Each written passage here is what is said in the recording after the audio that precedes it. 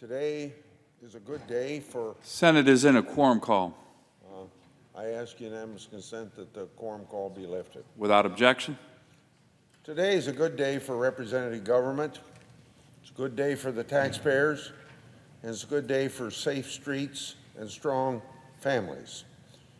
It's also a good day to emphasize that many times Congress acts in a bipartisan way, and probably not enough so we get credit for it, but last night one of these bipartisan pieces of legislation passed by a vote of 87-12. That happened when the Senate adopted the First Step Act. Today, the House is expected to send it to the President, who's waiting with a pen in hand to enact once-in-a-generation criminal justice reform. And I'm confident the President's ready to do that because I attended the news conference about 5 weeks ago when he endorsed this legislation. The First Step Act will help keep our streets safe, and it offers a fresh start to those who've put in the work when they were in prison to get right with the law while paying their debt to society.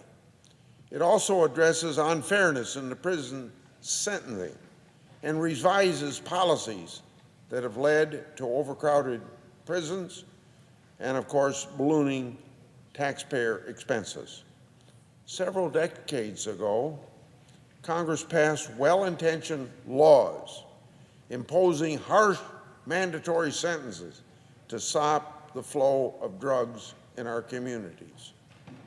And it happens that I voted for those laws.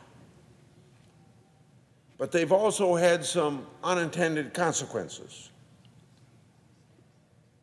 Our prison population has exploded, and the taxpayers' burden to house inmates has followed suit. Today, taxpayers pay more than $7 billion a year on our federal prison population. However, despite that high cost, nearly half the inmates released today are rearrested. As a member of the Senate Judiciary Committee for the last 38 years, I consider myself then and now a law and order Republican. I'm also a taxpayer watchdog, and I believe in the redemptive power of rehabilitation. So in 2015, I began to take a closer look at our prison and sentencing laws. We needed to make the system work better for the taxpayers, help law enforcement fight crime, and put a stopper in the revolving prison door. I was led to that effort by the efforts of Senator Lee and Durbin, who had been working on similar legislation probably 3 to 4 years before my entry into this debate. Several states across the country have developed these education, treatment, and training programs. The result has been a significant decline in recidivism. This means fewer crimes, fewer victims, and fewer tax dollars spent housing inmates. The First Step Act is carefully crafted to provide opportunities at redemption for low-risk inmates while ensuring that dangerous and career criminals stay behind bars. It does this through a multi-layer system that filters out dangerous criminals and those likely to commit new crimes. The bill rewards those who take personal responsibility for their mistakes and want to put in the time and will put in the time and effort to turn their lives around. It also improves fairness in sentencing while preserving important law enforcement tools. It reduces some mandatory minimum sentences but also expands their application to include violent felons. It grants judges additional discretion to sentence low-level, nonviolent offenders to less lengthy sentences as long as they fully cooperate with law enforcement. Finally, it eliminates the disparity in sentences for crack and powder cocaine offenses, which disproportionately impacts communities of color. Passing these reforms has been a team effort, years in the making. It couldn't have been done without the stalwart commitment by a somewhat unlikely cadre of colleagues and advocates. We've had to compromise to make this possible, to seek to understand the other's points of view. In so doing, I think we made the bill better, and we accomplished something of historic significance that will reduce crime, make our system more just, and improve the lives for generations to come. Senator Durbin and Lee, as I previously stated, were instrumental in this effort. Their interest in criminal justice reform dates back to beyond my getting involved in it in 2014. The exact date I don't know, but probably after Senator Lee and Durbin joined hands, probably soon after Senator Lee came to the Senate. But this effort inspired the Senate, I should say their effort inspired the Senate to take a fresh look at our sentencing and prison laws. Senator Graham, the incoming chairman of the Judiciary Committee, Senator Cornyn, and Senator Whitehouse have also been with us since the very beginning of this effort. Senators Booker and Scott both share a passion for criminal justice reform and have been vocal advocates, shining a light on the shortcomings and societal impact of our current system. Credit is also due to our House colleagues, Chairman Goodlatte, Ranking Member Nadler, and Congressman Collins and Jeffries, who introduced the First Step Act in the House, and thanks to Speaker Ryan for his support and pledge to bring this to the House floor so quickly. At every step along the way, we've stuck together. We've pitched this bill to our colleagues and made changes based on their suggestions. We also relied on the input and expertise from a variety of groups from across the political spectrum. In the end, this campaign earned the support of several top law enforcement and tough-on-crime champions like President Trump. I think it's important to acknowledge the president's leadership on this issue. When he got involved, he closed the deal, and we got this done. He was helped in that effort by Jared Kushner. Early in President Trump's administration, I happened to be in the Oval Office of the new president. Jared Kushner was there. We discussed talking up criminal justice reform. I just asked him if he was interested in it. I wanted to give him a phone call. So we had that phone call. So he took the issue and ran with it and helped find a way forward to accomplish something previous administrations have tried and failed to do. Brooke Rollins and Ja'Ron Smith of the White House were also instrumental in this effort, working with Jared Kushner. I'd also like to thank the Majority Leader for staying true to his word and bringing this bill to the floor when we demonstrated the support for our effort that he demanded.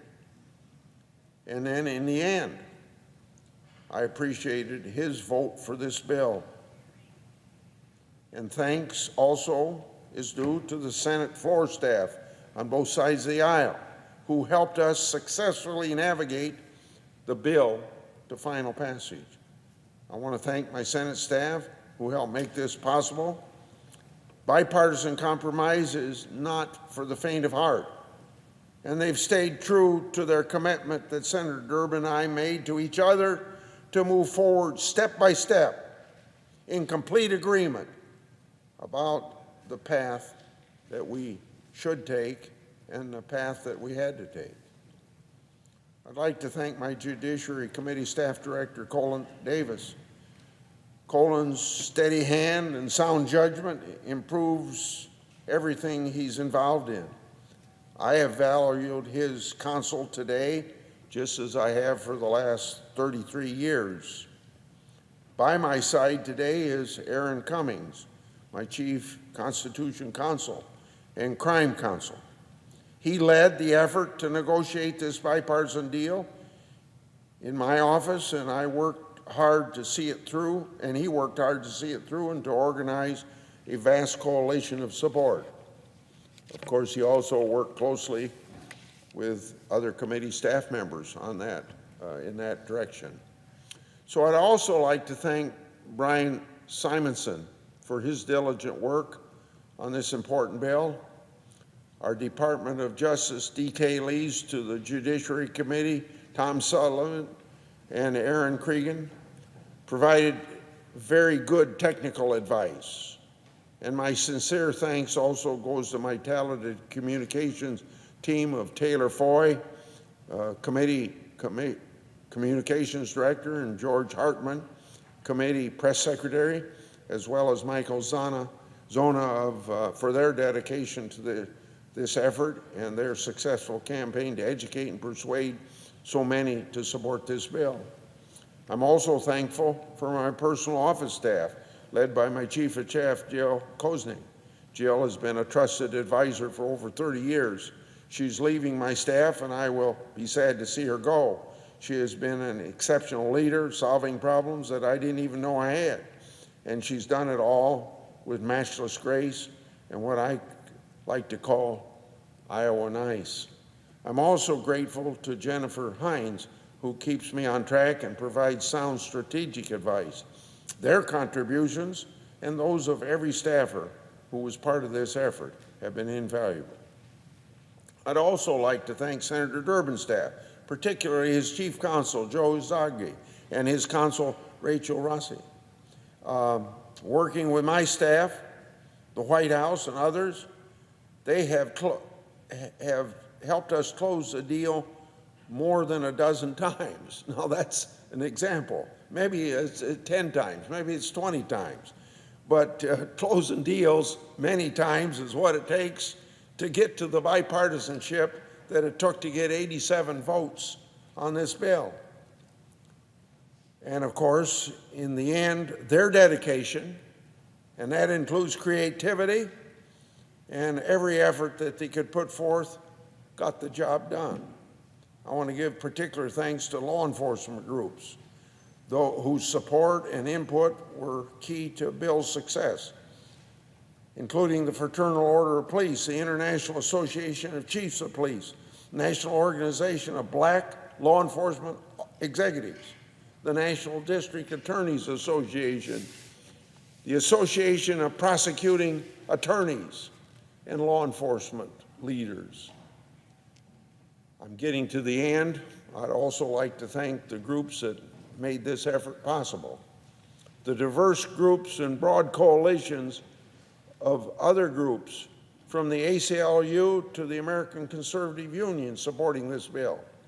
I can't list all the groups who offered their key support, but they include FreedomWorks, Justice Action Network, Americans for Tax Reform, Heritage Action, the Due Process Institute, Faith and Freedom Coalition, R Street, Right on Crime, Texas Public Policy Foundation, Prison Fellowship, and members of an interfaith criminal justice coalition. And to treat everybody fairly, I'm going to submit a complete list of support for the record. So this was a combined effort, one on a scale not often seen in Washington these days. I'm grateful for everyone's work to bring about these historic reforms. Together, we've taken steps to reduce crime and recidivism, to strengthen faith and fairness in the criminal justice system, and to signal to those willing to make amends that redemption is within their reach. Together, we've taken an important step to live up to the commitment we make every time we pledge allegiance to the flag of the United States to provide liberty and justice for all. I yield the floor.